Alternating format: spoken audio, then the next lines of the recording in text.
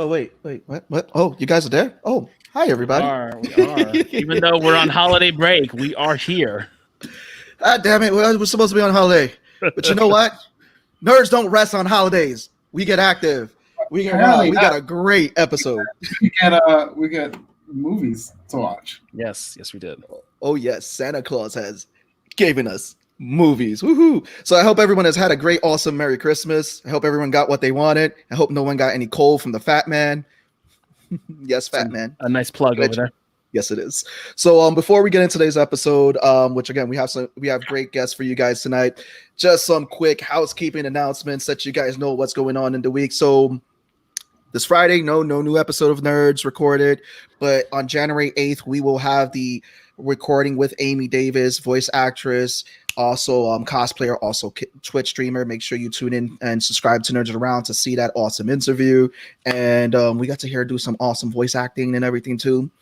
Saturdays, Medusa's Cascade D&D podcast gets released every Saturday. Please, guys, check it out. It is a dope podcast. We are on episode 9 now, I believe, Lo. I think we're getting into episode 8. Yeah, I think we're episode 8. I don't know. We're almost at 10. It doesn't matter. Go follow it. Like that's the wall for me. They don't know. Just put it on Spotify right now. Listen to it on your list. Also, too, guys, make sure you check out Comic Cast on YouTube and Facebook. Make sure you guys are checking out Comic Cast. They have some awesome creative interviews there as well. They're basically our buddies over there, and we're going to give those guys a shout out. Hope they're doing the holidays. Make sure you also check Michael Gracia for Get In Tune. Check out his Get In Tune channel. So without further ado, Tone, before I introduce our guest, could you please give us the warning, please? Yes, as all things that we do here at Nerds of the Round, we are diving into spoilers. We are talking about this movie. If you have not seen it, go to the theater and watch it. If you don't have a theater near you, get on HBO Max. If you can't get HBO Max, borrow it from a friend. See it before you listen. Tony Stark has died. The spoiler warning has been dropped. So without further ado, we want to bring in our guests because we're so excited that they're here with us today to get to talk about the one, the only Wonder Woman, KKK, Diana Prince. So our first guest, she's a Twitch streamer, awesome cosplayer. You can see her do some dope cosplay on her Instagram, Facebook. We had conventions. I got to see her Wonder Woman at Beyond Con, which was also really dope. We want to give it up for the only Chocobobutt. What is up? Woo-hoo. Hey, what's up? Hi. Thank you for coming on. Thank you for coming on Talk Wonder Woman. And we're happy to have you here. Next person on the list. I like to call her our resident Wonder Woman because, we always hang out at cons and everything. She's always there, very supportive. She had this dope cosplay too of a Wonder Woman Renaissance dress. She is part of the Pajingers and Wall Hangers podcast. Please give it up for Catarina Themyscaria. Catarina. Hello. Hey, Catarina, how are you doing? Hi. Good. How are you? Thank you for having me. Of course. Thank you. So, guys, also, too, you could check out these lovely ladies at inbeyondcon.com. We have Chocobobutt's Twitch stream up there, and we have a dope panel that featured Catarina about talking about, podcasting and everything. So please make sure you check that out. So first things first, ladies, I want to get your thoughts on the movie. Whoever wants to go first, coin toss, heads or tails, who wants to go first? I will defer to her. Go ahead. Okay. I was running my mouth earlier. What's up, Enrique? How you doing? Hey, Enrique, how you doing? Go ahead, Chocobobutt. You are up. So I actually really enjoyed it. I do think that the first one, I prefer the first one a little bit more, but I really liked certain parts and scenes, and definitely the little spoiler during the credit scene, I absolutely loved. That actually got me emotional, which I'm sure we'll talk about later. Catarina, you've been tagged in. I apologize because I was talking so much before this podcast started. They're going to be hearing a lot of repeat things. This was not the Wonder Woman movie that I went into the theater expecting, but I very much appreciated and enjoyed it for what it was. It had some really great Easter eggs. The way that they continue to weave a lot of her backstory from her different iterations into this cinematic universe is always a treat. And, I'm DC through and through. I'm always here for it. So, yeah, I liked it. Nice.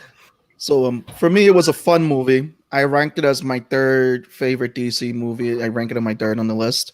Right? Yes, it beats Aquaman for me. Were there problems in the movie for me? Yes. Wasn't a bad movie, wasn't a great movie, but it was a good movie on explaining the character. That's how it felt for me. So I mean, how did you guys feel about the opening of the movie? Let's start with that, with going in with the Amazons and everything. How did you guys feel about with this opening, revisit the Amazon and seeing Wonder Woman as a young girl doing this whole obstacle course? There will never be enough Themyscira for me. Never, Same. ever, ever. I think they upped the ante with like production on that opening sequence because it was Yeah. like Themyscira was gorgeous to look at in the first movie, but this was just like, oh wow. What I love, definitely one had of the fun things that I filming hate about New 52 is making her a demigod. So it's like all the powers or all the abilities that she had earned in like my favorite, which is post-crisis Perez run, was kind of stripped from her. Now it was just, she's Zeus's daughter, so it's inherent. So getting to see these games is a callback to that time where she had the trials where they were all fighting to see who would represent Themyscira, when they were all competing to see who would represent Themyscira in man's world. And even though this isn't the one that I would have loved to see, which would have been Crisis or post-Crisis Wonder Woman, getting to see any of Themyscira, but seeing them do the game, seeing the athleticism, and even just the way that they, like their personal moral code, like there are no shortcuts to getting to where you are. You have to earn it. Brought back that yes, even though she was born with these inherent powers, she still worked very hard to get to the level of where she was. So that was, those scenes in Themyscira were very precious for anyone that was disappointed with how New 52 kind of changed who she was. And that I had a real problem with that. Yeah, I know you did. I get so happy when we see, as bad as it sounds, I love it when we get to see heroes fail, because there's such a disconnect. Like that's why I've never been like a huge Superman fan personally. There's such a disconnect because it's like he's almost so perfect that it's like, how do I connect to this kind of hero? He's too perfect. But like in the beginning of Wonder Woman, which you could find this scene anywhere, so this is probably the least spoiler part.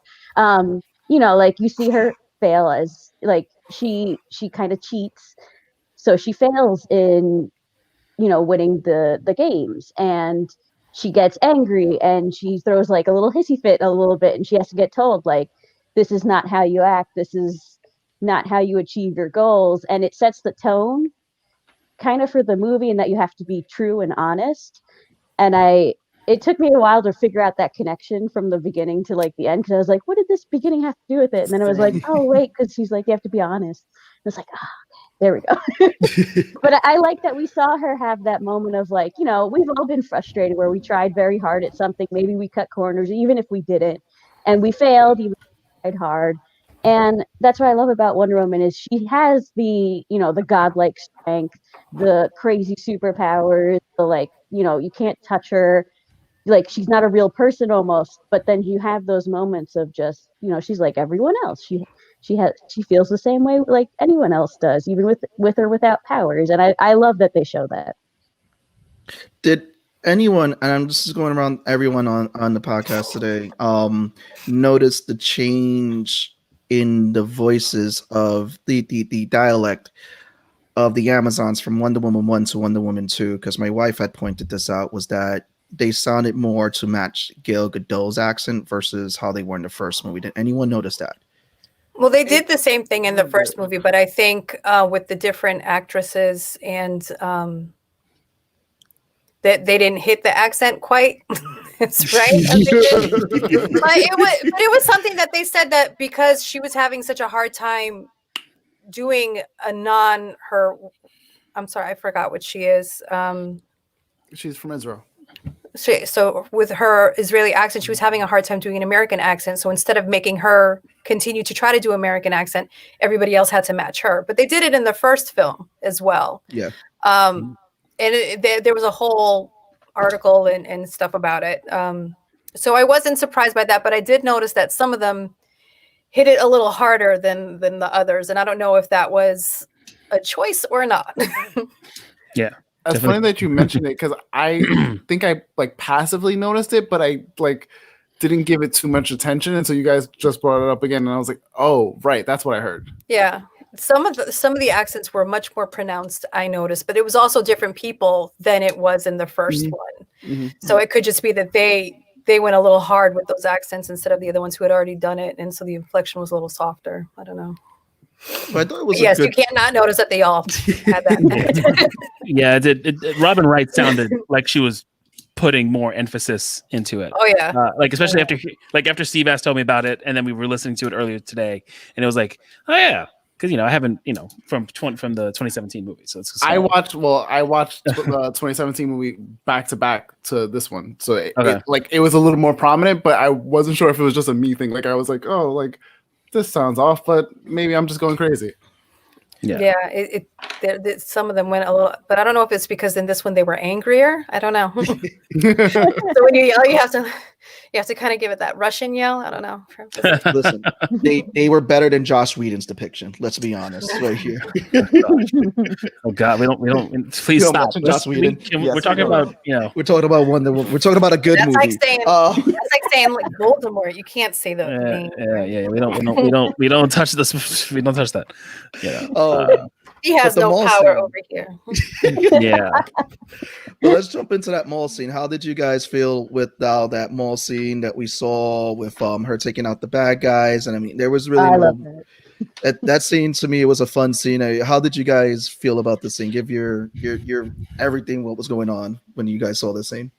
I noticed like I don't know if it was just like in that scene, but like the colors on her outfit seemed like brighter, and just in like the quick shots of her, not the full like zoomed in, but the quick shots, every time she did a quick shot, I had to do a double check because she looked like Linda Carter Wonder Woman in those scenes, and I got so happy because like don't get me wrong, I love Gal Gadot as Wonder Woman, but like I love like the hints of like the Linda Carter Wonder Woman that we saw in this movie, and just like the bright colors made me that, and just I think there was definitely a film over the movie, right? Like a film?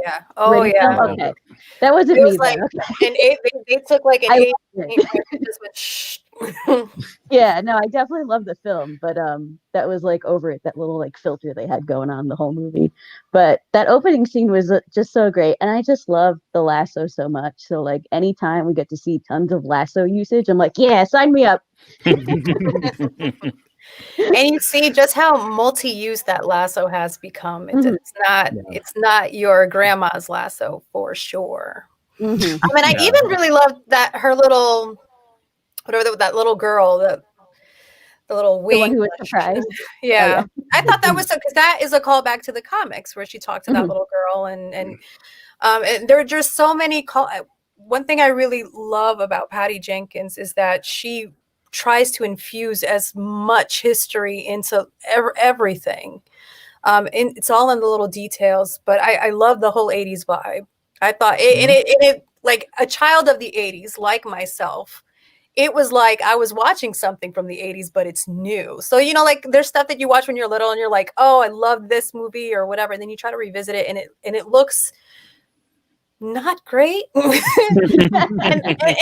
this was like, yeah, or even like Goonies. Goonies is still an amazing movie, but when you go back and watch it with an adult's eyes, you see all of we were dumb kids. We bought all of this. But now it's like I'm getting to enjoy something from the 80s, but it's to the standards that we've all come accustomed to with technology. And it just, the other thing with both the first Wonder movie and this one, they're so much lighter. And it's not a forced lightness that you get. I don't mind DC being dark because DC's just, that's their thing. But the name that we're not going to mention anymore, trying to turn Justice League into something that it's not. When you get that forced humor, you feel it. It's fake and it doesn't hit right. Not to mention you get a lot of these, like, one thing that always bothered me is like they have a joke and then they build a scene around it. And that's when you get everything is so disjointed. But everything is just weaved in. because it's part of the whole fabric of this film. And so all of these moments of lightness make sense. They don't feel forced. They don't feel like tropes. They just feel like they're like little nuggets of delight. And yeah, that who doesn't trash love can nuggets? scene. Oh man, that trash can scene. I know it was like in the trailer because I saw the trailers after, but I didn't know that was coming, and I thought that was hysterical. Yeah. And Enrique wanted 80s music. Don't worry, Enrique. I'll send you a nice track. Oh, they got 80s music in the trailer. So we had There you 80s go. music. There was Someone also so much pointed out that there wasn't synthesizer. there wasn't a montage, like some 80s montage that happened, or like beat 'em up sequence kind of thing, and everyone was like, but you had moments. The part where he's like dressing up in different outfits. That's a little bit of a montage. That's what I was trying to explain. I was like, Yeah. yeah, like, but that doesn't count. Come on. It was kind of like a whole bunch superhero of montage. You know? There was a lot of synthesized music throughout. Like it had that Yeah. like, but yeah, I was kind of expecting to hear like 99 Left Balloons or something in the background of the mall or something. Yeah. But I didn't miss it. I'm kind of glad they That's didn't fair. do that because for me and Captain Marvel, some of the soundtracks sounded like it was forced because they wanted to stay with that era. So I kind of like that they didn't really, throw too much 80s music because I felt like they would have tried to force music in there. I liked the opening scene in the mall. It was nice. I'm a little bit of a stickler. I'm going to be honest with the CGI. It felt a little cheesy, but at the same time, I'm like, you know what? I went in there with no expectation. I want to have fun, enjoy the movie, and it was enjoyable just watching because it still was a very fun scene. And the CGI wasn't as bad as Superman's mustache covering. Never forget. Never forget. No, at least we got decent 80s mustaches. So many 80s There was some great mustaches. facial hair. But even like when she used the lasso to take out the cameras and you're seeing those retro cameras and when the gun falls out of his pocket and it's like, the Magnum PI gun and you're just like, even like the style, the pleats in the pants. I mean, I'm glad that they took out the cameras because they what we got from Batman vs Superman was that she hadn't really donned the costume between the first movie and that. Right. Yeah. And so I was like, how are you gonna retcon all of that? Like bring it I was so confused from the trailer. I was like, you guys brought back Steve? How? How, Sway? Like, that really this makes sense. Like there was a lot of stuff that I was like, I wanted to see what they were going to do because I'm like, how are you going to have this person back? How are you going to have Robin Wright back? How are you going to have Connie Stevens? Like, how are we revisiting all of this stuff? And the other, like, how are they going to work in the invisible plane? She flies. What are we doing with that? But then when I started watching it, I'm like, oh, this is why they said in the 80s, because this is in a time where it is very plausible that she can be out doing stuff and still nobody see her. Yeah, because there's no cell phone cameras. The cameras that are there are not the best quality, and you could see that camera is probably the size of a Buick and very easy to take out. You bet that they purposely showed the huge ass cell phone. Remember how it's like just really big. From the top, and the monitor she has in her apartment where she has all the CCTV cams. She's got all these like little like 9-inch cameras, and I love when when Pedro Pascal's like, I got you with a 19-inch TV at Sears. I was like, yeah, we're in the 80s. they also I love that line that she said, I'll stick with the TV I don't have. I was like, oh, go ahead, Diana. They made it a point to make her speed one of the reasons why you couldn't catch her on camera regardless, because like you'll notice even at her slow down pace, she was still reacting to bullet time. So she was fast enough that even if she did get caught on camera, it wouldn't be good enough of an image. And that's why like the newscasters were like, did you see that blur or whatever the case was? So that was a good foresight on their part. Right. Before we go into the plot though with the movie, I do want to touch up on the second action scene we had, which was when she was chasing down Maxwell Lord in the desert. How did you guys feel about that action scene? That was like one of the only things I kind of knew going into the movie, because I also didn't really want to know that much. Like I knew Cheetah was in it, and that was it. Like when I first started watching, I didn't even know Pedro Pascal was in the movie. I was like, oh, okay, cool. Even kids, I tell you. Yeah, he was so good. But that scene was pretty cool. There were parts, like we said, with the CG that were just like, this is not that great. But other part, like the actual fighting parts, I thought were pretty well done, at least on my TV. Like they looked pretty good. It's just that scene where she saves the kids that was like, that looks really bad. That I was would say the pretty CG blatantly. Yeah. The CG was a little off, but I would give it up for like a lot of the choreography was really good. Oh yeah. Mhm. Oh yeah. That's And even like she knew that she wasn't at, like, you first got a sign that something was wrong when she tried to break that lock, and it took her like 3 or 4 tries. Yeah. Mhm. And I was like, okay, what kind of lock is that? Now I'm thinking the lock is important because it took her 3 tries to break it. Mhm. And Yeah. then we kind of realized that she's losing her powers because of her wish. And knowing that, she still went into battle full on, did what she had to do, and she's taking bullets, she's getting hurt.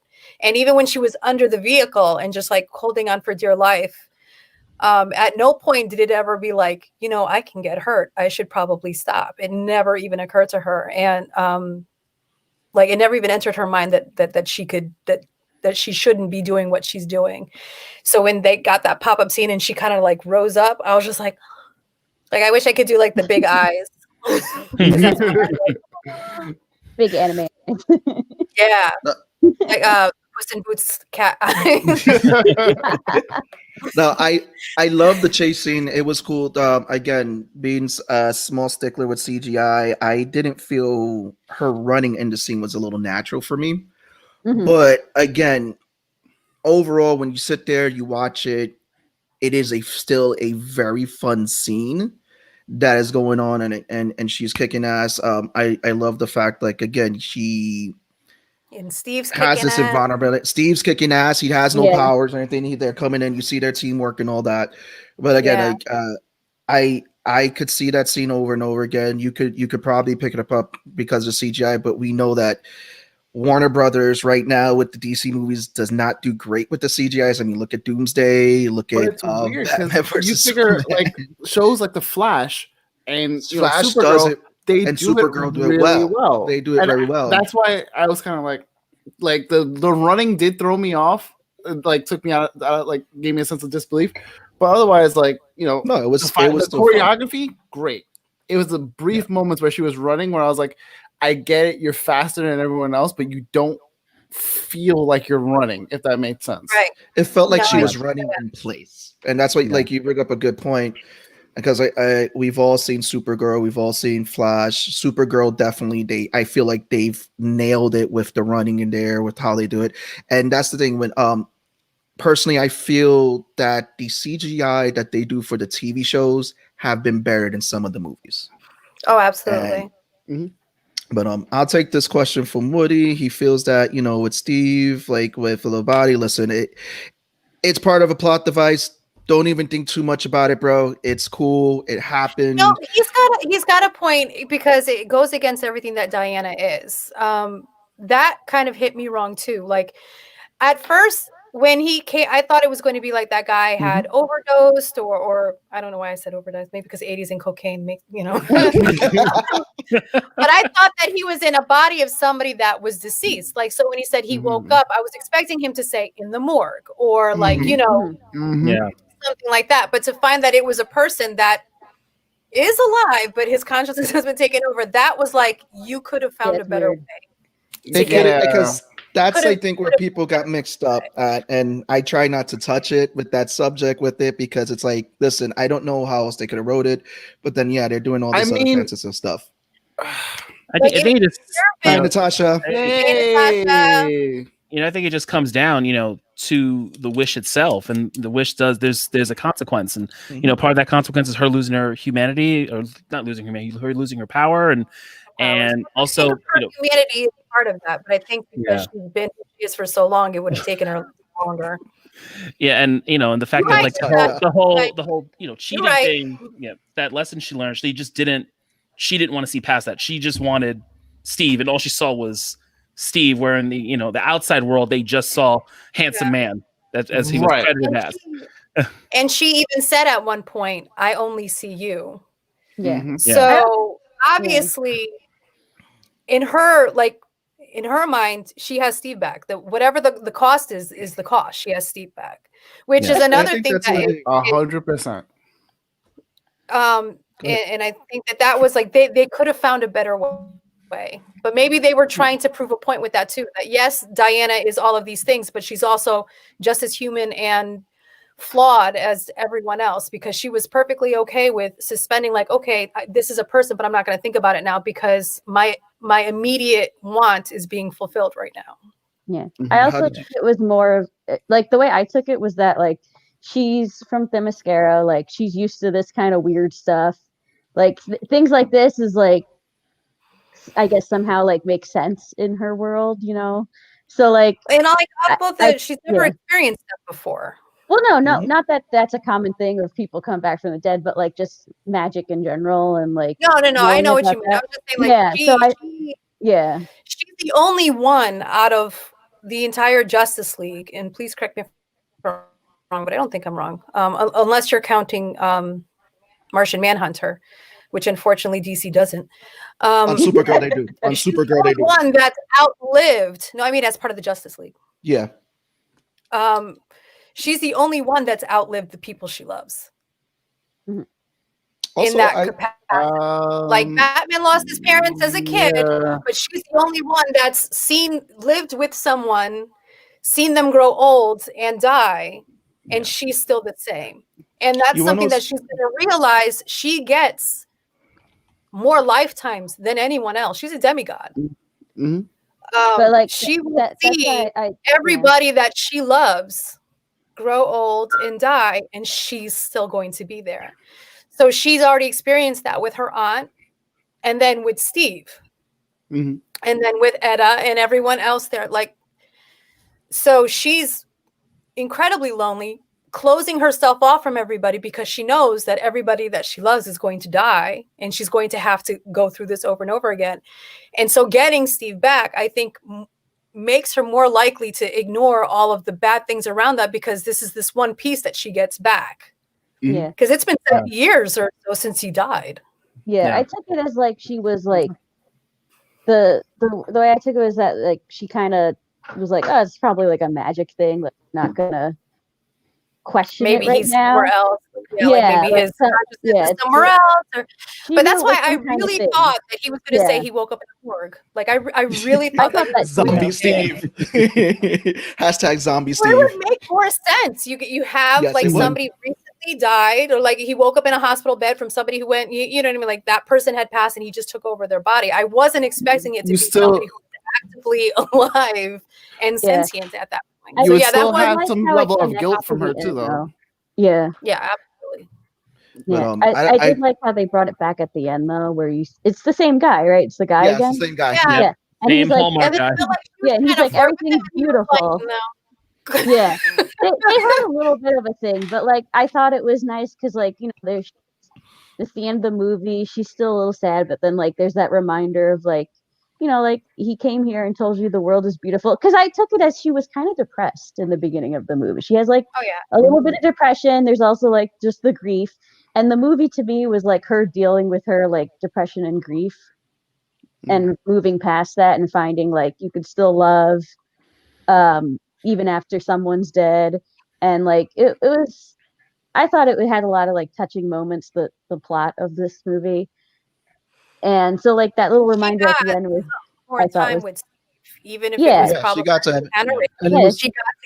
she got to say give him a proper goodbye. And all of us have somebody that we would love to have just a few more minutes to say goodbye to if we could.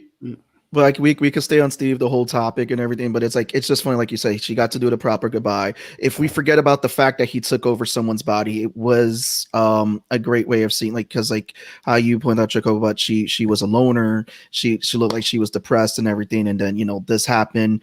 I think it also leans back to like her lesson as a little girl, like, you know, you can't take the short path, and it was kind of like that's what she was doing. So it was a weird trope that they did, took over this guy's body. I mean, like, the funny thing, if you really think about it, where was this guy for a week? Did no one go check on him? No one call an APB? Did no one go see? Like, is he still working? Was he on vacation? I don't know. He was an engineer. Where was his boss? Like, dude, Are you coming in? You're really coming in.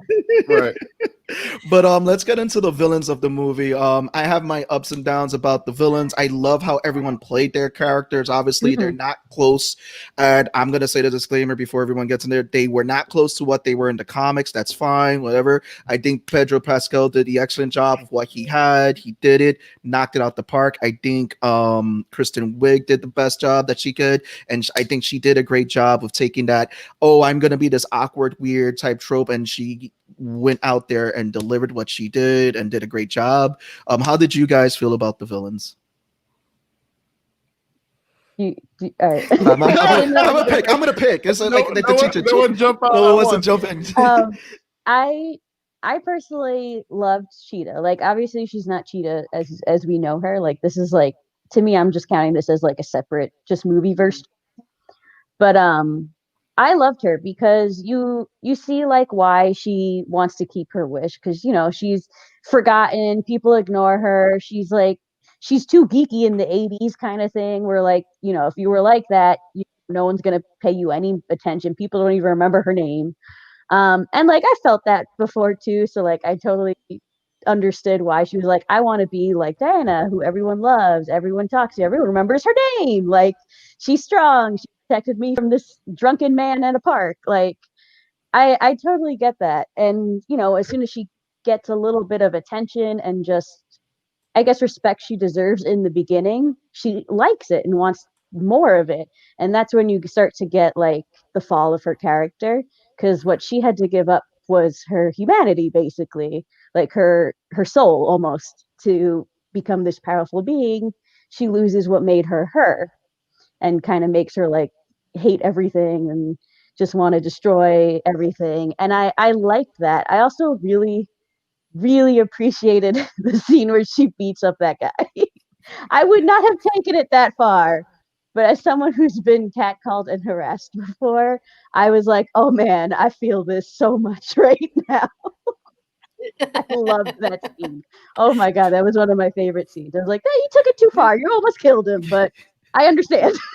No, she beat his ass. That's good. Yeah. She deserved it. Got his ass kicked. Love that scene. But I love this part where she sees the guy. I forget what his name was, but she sees the guy she recognizes from work, I think it was, or something else. And like for a moment, when it was the homeless guy that she gave food to after the lunch date or dinner date. When she first notices him, there's like a quick like look of shock on her face, but then instantly they show him next, and then they go back to her, and it's gone. So that was kind of like the last shred of like herself that she got rid of in that moment. So I thought that was like pretty powerful. And then the music that's playing on in that scene too, I guess her theme music, I don't know, but was also like really fitting of that scene. I was like, this is great. This is a great like villain moment. Catarina, chime in. Come on. What did you feel about Barbara Minerva? Well, for me, Barbara Minerva, there's a lot that we didn't get to know about her. So I don't know how close she is to her original iteration. I know this didn't come from Africa, but it's almost like they brought. I don't think this is the end of Cheetah.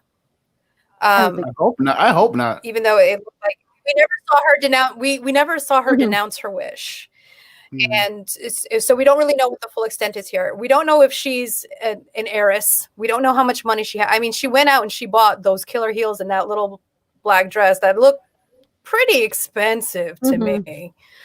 So she might be that Barbara Minerva.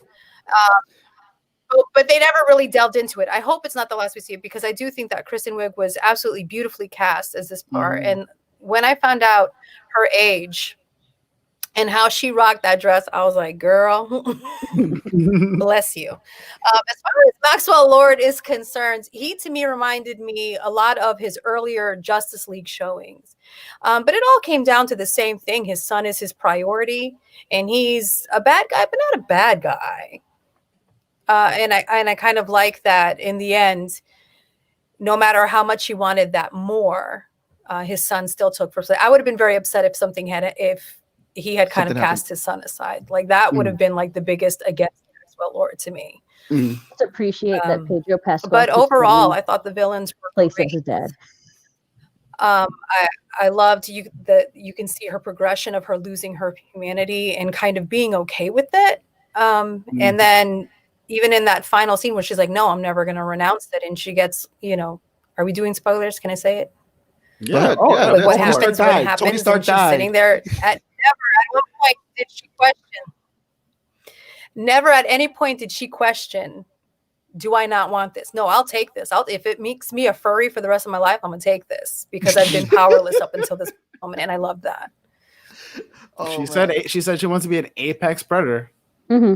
See, the thing is, she kind of had like two wishes because like she had the one where she wanted to be Diana, and then she wants to be the apex. So like maybe she denounced the apex, but we never saw her denounce the other one, which is why I think we still have a cheetah for more film.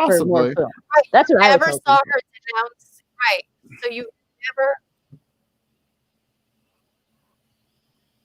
Uh-oh. And there are people who wished that didn't know that they were wishing. So how could they renounce something they didn't realize that they had done? That's also true. Yeah. I think all of his like, don't you wish that I was like, yeah, sure, I wish it. Like, but I wouldn't be like, oh, I better renounce that wish that I didn't want anyway. Like, Yeah. Did we ever confirm if the stone or the gem could ever like do multiple wishes? Like, because Maxwell said at some point, he was like, oh, I got a wish from you already. So he was like, oh, whatever. But it gave the impression because she got her wish and then Maxwell became the gem itself and then was like, I can grant you a wish. She was able to get that because it wasn't necessarily the same wish giver, if that makes sense. I think he gave. So I think she got her wish for being like Diana, and I think he gave her cheetah wish. And so when he renounced his whole thing, that's what I thought. I think that's when it went because he was giving her without. Yeah, I think she renounced he gave her the cheetah wish on the plan. Yeah, because she got two wishes in the movie. Yeah, because the other thing too is we never see because he renounces his wish, but like you were saying, like some people didn't even know they were wishing, so how could they renounce it? We never see the stone form back again, which means technically doesn't that make him still the stone? I think some wishes weren't renounced. I think that's where the confusion with that comes into because he says he renounced his wish, which his wish was to become the stone. So they're assuming that you're gonna know that and also too, it's like I guess and he wished to be the. And he wished to be the stone, but what was giving it the power was the thing that was around it that was imbued. So that was just sitting in his office. So that might not be the end all be all. And that's what in my own head, I'm trying to connect that, which kind of almost looks like a bracelet that maybe Cheetah's going to pick up. And that be like, because in her other iteration, like a talisman that gives her cheetah. And that could be it, like her tie to that god in particular. But yeah, there's a lot that we didn't see. Well, and now that they've announced a Wonder Woman 3, I'm wondering. Yeah, I also appreciate that they added in more. He gets what he wants, but at a cost. Yeah, because it was cost us his health. He was losing his health, and that's why he was pushing to do more wishes, because every wish that he was granting to get what he wanted, his health was deteriorating throughout the movie. And that's the other thing too is the more thing, if everyone's only allowed. Right. So it was taking, and he was giving and taking at the same time, but eventually you're going to run out. And then what? But I think they explain it because since if everyone's only allowed that one wish, get it. Right. Yeah. But since he became the stone, I feel like he would understand some of the properties of the stone, of who you can give a wish and you can't give a wish. Yeah, someone had to wish with him. But I think also too, when and this is just for me, when he renounced his wish because he wanted to go save his son, I think that also negated a lot of people's wishes, because if he didn't have the power, and because again, you never saw Kristen Wiig renounce any of her wishes. They just showed her not in a cheetah form anymore. But when Maxwell and then at the end of the movie, fast forward 5 months, so you don't see. When Maxwell renounces his wish to be the stone itself, all of the super weapons, everything was kind of reset back to normal. Does that negate her second wish from him? That's what I thought. I is thought it that's just what I negated thought. her. That's what I Yeah. thought too. That's what I got from it. Yeah. But like again, I also But that too, doesn't for mean me, that she doesn't have the original powers that she kept from Diana. exactly. Yeah, no, I think she kept her first wish, but that she doesn't have the cheetah thing. And then if she does get a break, if that thing is a bracelet, she gets that or whatever plot hook we get for her to become cheetah again, Right. she'll get the suit. Not the suit, but the furry. Now for me, before we get onto the fan service, because we also lost some of this fan service that was in this movie. Again, Maxwell Lord, Pedro Pascal did an awesome job. I think it was late in the game that they kind of went through his backstory. I think we should have got that earlier. That was just me. That's fine. It's whatever. But again, Pedro Pascal was the 80s salesman. But let's get into the fan service of the movie, because there was some great fan service there. Ladies, I want to know how you guys felt about the fan service. Chocobobutt, we'll start with you, because again, we were talking about the fan service in the background. Please tell me how you felt about the fan service in the movie. So we talk about like how we finally got to see the invisible jet and that kind of stuff. Okay. Yeah. Exactly. I was so happy for the invisible jet, but I was hoping we would get a joke of where we parked it. Where did we park it? I was hoping so badly we would that Steve would make the joke, because that's such a Steve thing to be like, where did we park 100%. the 100%.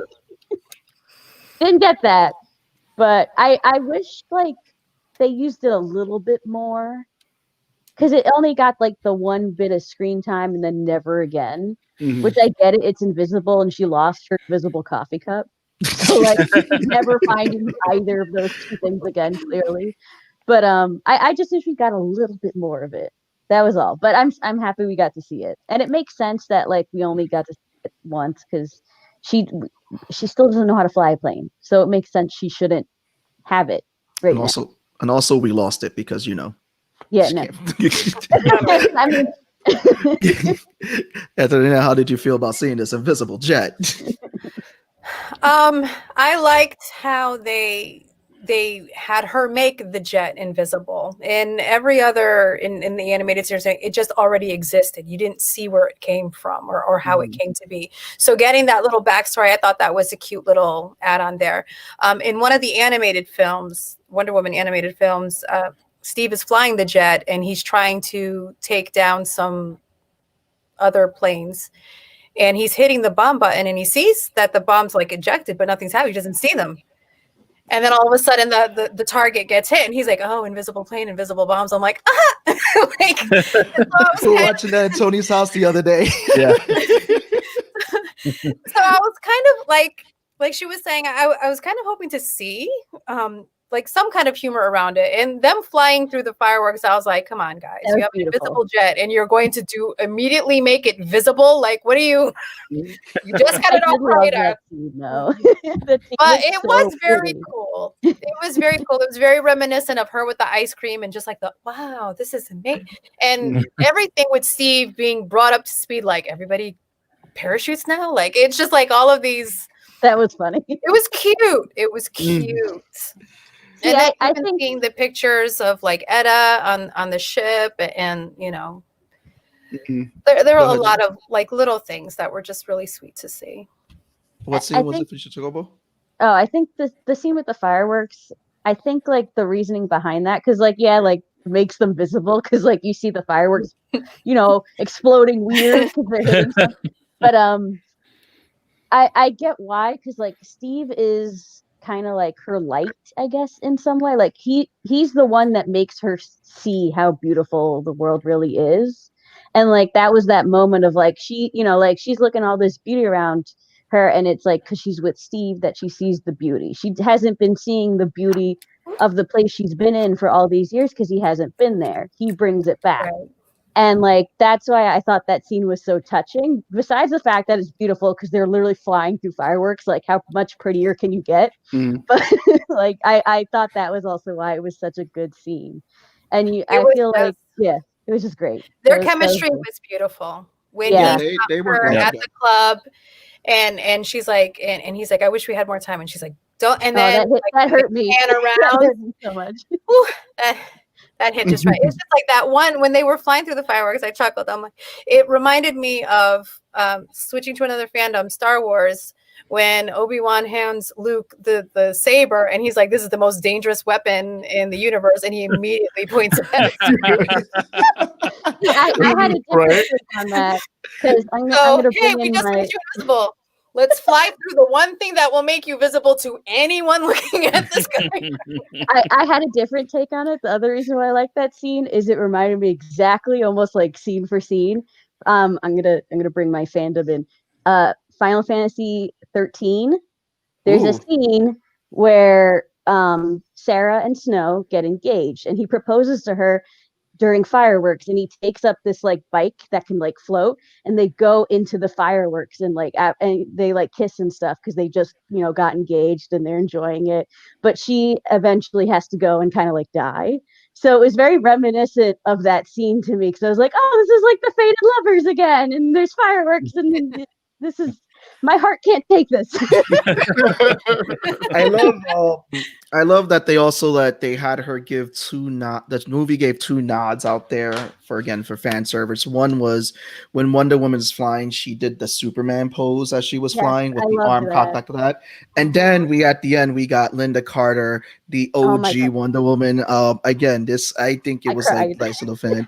That was so dope. So when they first what is the character's name? Asteria. Asteria. Thank you. When they first showed her, I was like, why are they showing her eyes? That's weird. They're focusing on her eyes.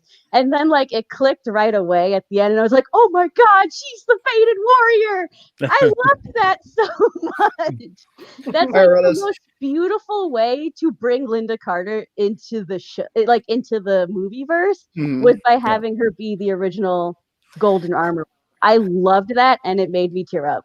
I thought that was so one of beautiful. my nitpicks about the casting of Wonder Woman is that they didn't give her blue eyes.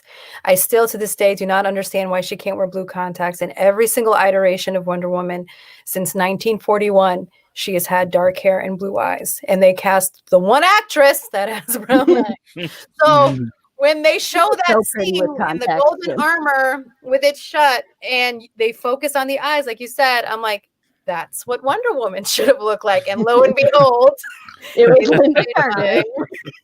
Well, I mean, she's the OG. That was the thing that got me for sure. That was when I was like, I'm tearing up now.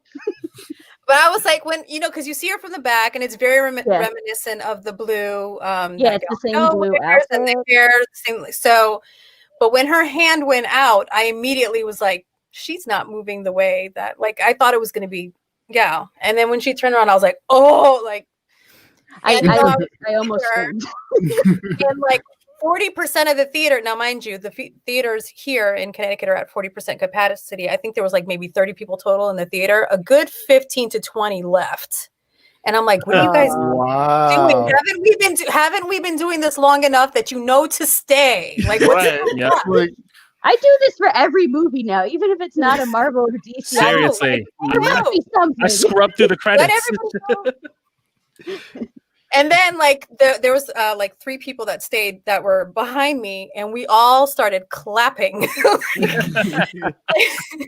then we turned around and we were delighted with each other that we were all that excited. We're I honestly hope that she might make more appearances in later movies. I hope maybe she'll even have a role, because like Wonder Woman said when she was explaining it to Steve, she's like, she's the warrior that disappeared, and I've been searching for her, but I haven't found her. I only found the armor. So the fact that she's been searching for her, maybe in the next movie she'll have a bigger role than just the credit scene. That'd be really cool. Well, I would love to tell her stuff. If you can't get yourself, I'd like to get him back. If you can't get yourself enough of Linda Carter, tune into Supergirl because she plays the president. That too. Yep. She's also on Sky High. She yes. For her age, she's so stunning. I can't believe how graceful Linda Carter has aged. She doesn't look her age in any form of the word. No, every time I see her. Now let's get into because there were more action sequences in the movie, but let's talk about how we felt about the final action sequence, which is Wonder Woman donning the golden armor. And Cheetah, how did you guys feel about this scene? I'm gonna back it up because that White House fight scene was everything. No, That it was was the great. great It was fight. probably the best fight scene in the movie Yeah, for Yeah. me. That was It a really was good. poetry and Mhm. a ballet, and it was exciting, and it was beautiful. There was this one part where she's fighting the Secret Serviceman, and she just does this like back and her legs arched. It's like this Oh, the beautiful part line, like and I'm that like, with the yeah, whip, you yeah. know what I'm talking about, right? And they slowed it. They knew what they were Oh, doing. that's And then all of so a sudden, beautiful. here comes Cheetah in her hooker heels, and it's like whap. And I was like, oh. That to me was the fight scene of the film. That to me Mhm. was you're seeing Cheetah and Wonder Woman go at it. I felt that was more Cheetah Wonder Woman than that final CGI battle. 100,000%. 100%. And it didn't help that when we get to that final battle, it's dark. Mhm. It's raining, or the terrain with the water and everything. I just like, you couldn't really see, which I understand that was a choice because of the CGI. And after we saw the cat CGI, we kind of knew where the cheetah CGI was gonna go. So I It's applaud sad them for that trying it to was keep that at a better, minimum. but it was not I like it great. better than Cats for sure. Right. But It looks good on my TV. Like, I think that they put so much pressure on this final battle to throw everything but the kitchen sink at, and I think that hurt the first Wonder Woman movie too, because the No Man's Land, that fight sequence was so much more powerful than that final one between her and Ares because of all of that CGI. It was just so much. And then we have this final one between her and Cheetah, which thankfully was short-lived. But again, it just felt like they were throwing everything at us all at once, and we didn't need that. I was perfectly okay if she never ever turned into a furry. Like, I was totally on board with her as Cheetah, as just a woman who's like, bitch, call me Cheetah. Like I was okay with that. I also But feel like the golden armor didn't like live up to the hype. she brought it out, and then it got like torn through in a Like few it minutes. was like, It oh, this like, great like thing, and you're just like, nah, that's a tin can. Like, you're getting and wrecked. she didn't even need it, at that point because she had gotten her powers back. Right. I know that we're talking about that final battle, but that scene where she lets Steven go, Oh and she man. walks away, and then she says, "I renounce my witch," and then she starts running, and she like yells. That that to was me such was a good like scene. so powerful, and it was so like, yes, this is what Wonder Woman is, that compassion, the humanity, Mhm. the love that she has, not just for Steven, but just for all of humanity. And then you get to this final scene, and I'm like, this doesn't feel like her as much as the rest did. But it still was Kristen Wiig and Gal. The way that the two played off of each other, I thought was really great. That was a beautiful casting job. I like them as friends too in the beginning. Yes, They're like it their was all friendship very in the beginning was believable. so cute too. Yeah. It was all very Absolutely. believable. And her wish was such an innocent wish. She just wanted to be confident and elegant and all of these things that she thought Diana was, and all of this other Even stuff. to some degree, Wonder Woman's wish was wasn't what also she was for. It wasn't a selfish wish in that, oh, I want to be like Wonder Woman. No, she wanted to be like Diana. Yeah. She just didn't know what that felt means. for her. Yeah. Yeah, and it's like all of this stuff started happening to her, not of her own volition. This is not what she had asked for. right. And the price that she paid was a pretty big price. But at the same time, having been ignored and shunned and always like, I know how it is, how sometimes you can't take two steps without dropping something or hitting something. And you're just, oh my God, like, why can't I just get it together? And then you see people like her who have it. Like, I get that wish. I get why she wanted to hold on so hard to it. Yeah. And that's one of the great things about this film is that none of the villains were like, snap their neck. Which I kind of thought was going to happen if you know your Wonder Woman history and Maxwell Lord. So I kind of thought we were going to get there, and I'm glad that we didn't. I'm glad that it didn't go that route. Yeah. But I was, once I knew that it was Maxwell Lord and Wonder Woman, I'm like, oh, are we going to get a Right. Chocobo, how did you feel about those two fight scenes? So I also prefer the White House fight scene. That was definitely the better fight scene, and agree with all of that. I didn't like the final Cheetah Wonder Woman fight scene so much, but I liked the use of the armor, because when she explains the armor, this was our greatest warrior who sacrificed herself to man to protect us all, and she donned this armor made from all of our armors. So Wonder Woman Yeah, that was a beautiful story. that she doesn't put the armor on until she sacrifices the one thing she has, Steve. She gives Steve back. Then she puts on the armor and it breaks. And like I thought, like it breaks in the fight. I thought that was like kind of like a silent, beautiful story in of itself in the fight, and that's why I didn't mind that like the armor's not used that much, because it's more of the significance of the armor than the armor itself of why she's using it. Like she had to give up, the one thing she wanted, and instead of fighting man, now she's fighting a woman. So like and it breaks against a woman. So like I thought that was like kind of a beautiful like silent story, and it made sense, and that's why like the armor didn't bother me that much. The CGI was not good in that scene, but the actual reason for wearing the armor, I liked that.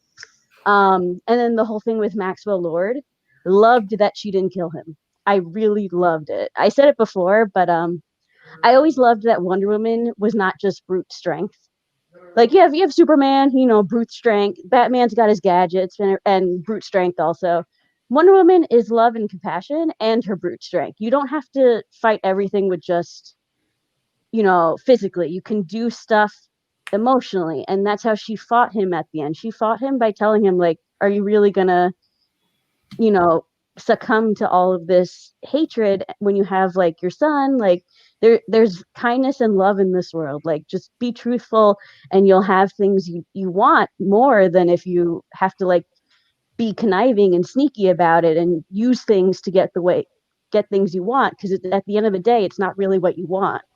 And that's another reason why I loved this movie was I'm like a huge fan of the monkey paw like story. Like the monkey paw story was made in 1902. It's been around for so long, and it's like one of those like creepy fictions where the whole point of it is to teach you cannot wishing for stuff does not get you what you want. You have to earn things yourself. That's the point of the monkey paw. And I feel like that was lost on a lot of people who just hate the film for whatever, like for that reason.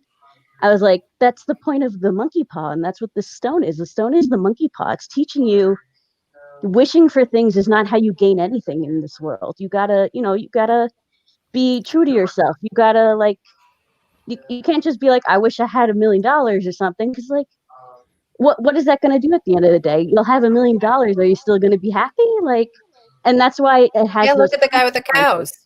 Exactly. Yeah. I wish I had a farm. Now what am I going to do with these cows? Why did he wish for cows? Like, No, he wished for a farm. Farm, he got cows. Yeah. But And no, and it's true. Like anything Yeah. that you get, there's a price to everything. Yeah, And just because something looks like an easy fix doesn't mean that there isn't some kind of cost somewhere down the line for it. And is it really worth what the cost is going to be? Monkey paw. It's one of those like, fables were meant to teach children like not to do certain things because, they always had morals at the end. Monkey paw is one of those. It's a fable, has a moral. Don't wish for things, do stuff yourself. And because in Monkey Paw, the consequences are even worse. If you ever read that story, it's actually like almost a horror story. It's I think they made it into a horror movie. Yes, because the I forget what one of them. Someone wishes for something pretty innocent, and like people end up starting to like die and stuff. It's horrible. The consequences are much worse. It's very like the butterfly similar, effect. Yeah. It's very similar, like with what was it, the Wishmaster movies, where if you really think about it, a lot of people, like I remember one guy, he was like, "Oh, I wish I had $1 million," and then they show his mother getting on a plane, and she signs off on a life insurance policy, and the plane crashes. That's the monkey paw. Or even Flashpoint. Yeah, those are because we have Flashpoint right there. That'll tell you everything you need to know. All of those stories take from the monkey paw because that's from 1902. Head. Yeah, he wanted to save his mom. Yeah, but it's overall for me, Wonder Woman. Again, like I said, it's a fun movie to watch. I love again how you guys pointed out like with her fight scene with Maxwell Lord. I love again, Chocobo, how you pointed out to how it was Cheetah that broke the armor, but when you saw that Asteria was wearing it, men weren't breaking it. I think that that's a great thing right there, which is something I didn't think about too. But it's like also too going back to that very first fight scene, it kind of gave you the tone because she didn't really beat the shit out of those guys. She was just throwing them around and capturing them and tying them up. And even when the guy was going to flip and fall and like you thought he was going to like just land up, she catched him and it's like nothing bad happened to him really. Well, she even told Steve at one point when he held the gun out, she said, they don't have a choice. Yeah. So she was telling you like, don't, which is funny because in her comics, she says at one point, the reason why her villain list isn't as long as Batman and Superman is because when she has a problem, she takes care of that problem. She doesn't have a problem with killing somebody. She chooses not to. Like, it's not like she can't, she has but if she doesn't have to, she doesn't. And that's what I love about Wonder Woman. She doesn't have to just be like, I'm going to beat you to death. It's like, no, how about we talk this out like people? And she gave Barbara how many chances to renounce her wish, whatever. And even then, she non-lethally took her down so that she could get to Maxwell Lord because the end result was not, she knew that what they were doing with this wish stone, it wasn't them. Barbara was not inherently a bad person that was doing a bad thing. She made a wish, and these were the repercussions of that wish. And she might not have made that wish if she knew what the repercussions would have been, like beforehand. Now that she's lost a lot of her humanity, no, she wants that power. And I hope she keeps it because I want to see her again. I would love to see more of her. She was so good. So we're up that hour. The only problem is we've already fast forwarded to Batman versus Superman, and if she lives a regular lifetime, she old. I don't think like she would. In her 60s at that point. Well, yeah, she wants to be like Diana. I think she might extend her life.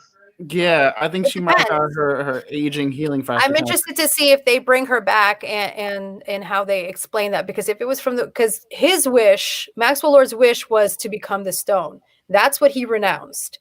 So everybody else had to renounce their wishes to stop their thing. So him renouncing his wish didn't blanket renounce everyone else's. They still had to individually renounce their own wishes. And you never saw her renounce either of her wishes. Mm-hmm. So that's what I'm saying. Like, I think she lost her wish being the apex predator when he renounced his wish. But you never see her said, I renounce my wish when she made from her first wish. But we're at that hour. I want to get everyone around the table their final thoughts on the film, where you rank it in the DC universe. I'm going to start from the order I have on the screen. So we'll start with Chocobo, but how do you rank the Wonder Woman 84 film, and where does it stand for you in the DC universe films?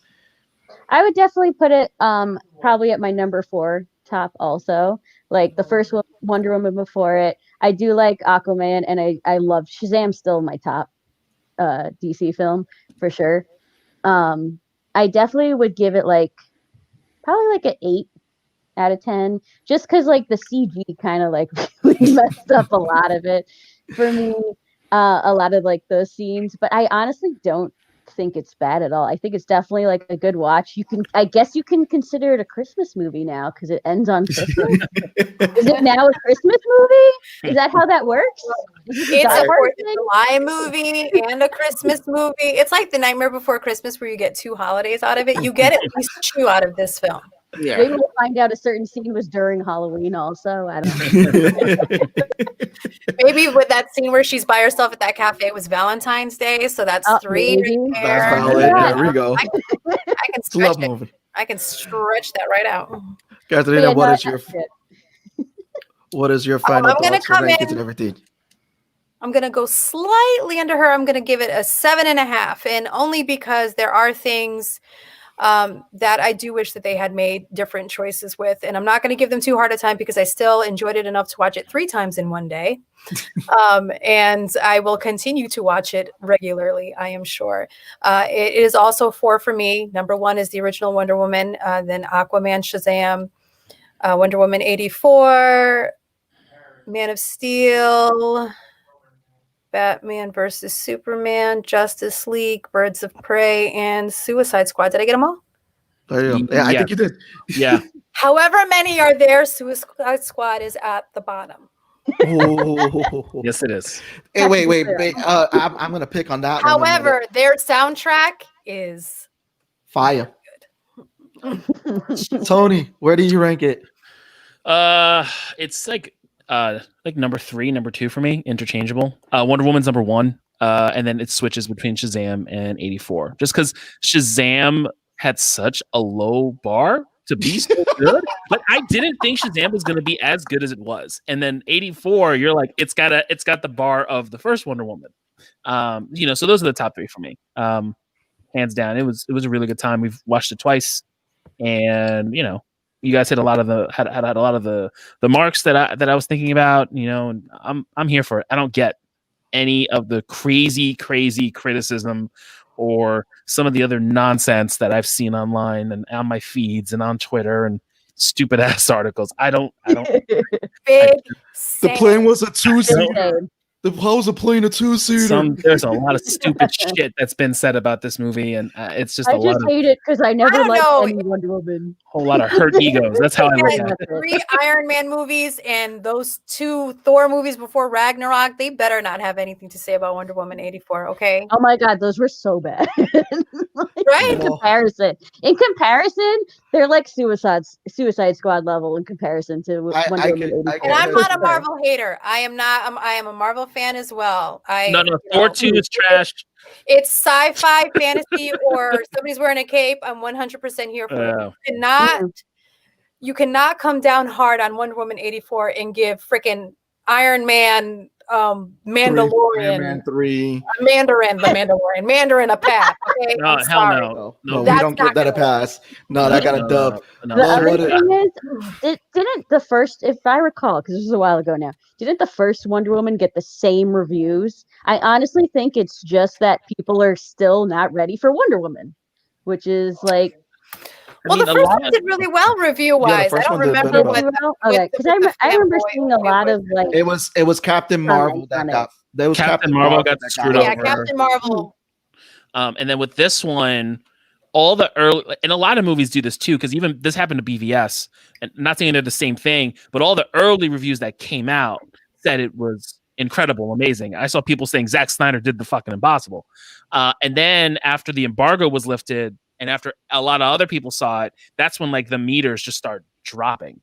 And that's happening to 84 right now. Like it's apparently not certified fresh anymore and all this other shit. Right. But like I remember the early reviews that came out maybe about a month ago, all positive, and then you didn't really hear any critiques or anything until Christmas. And that's why I literally, like December 1st, I was like, guys, I'm off Facebook. Peace out. I'll see you after the holidays. Because I don't want anyone. Don't tell me if you saw it. I don't care. Don't tell me what you thought. I don't want to know. I want to go in there completely blind and just take it for what it is. And yeah, there were some things that took me out of it. Absolutely. But it was still a great film. I'll still watch it a ton. And I'm always proud to be a Wonder Woman fan, but I am super proud that Patty Jenkins and Gal Gadot and everyone else involved and Jeff Johns give enough of a crap about her to try to put out good content. I'm here for that. Well, I want to thank you ladies for coming on, Nerds It Around, giving us the thoughts on Wonder Woman and everything. This has been an awesome episode. So just to give a quick recap for you guys, again, check out Catarina per jingers and wall hangers, the description.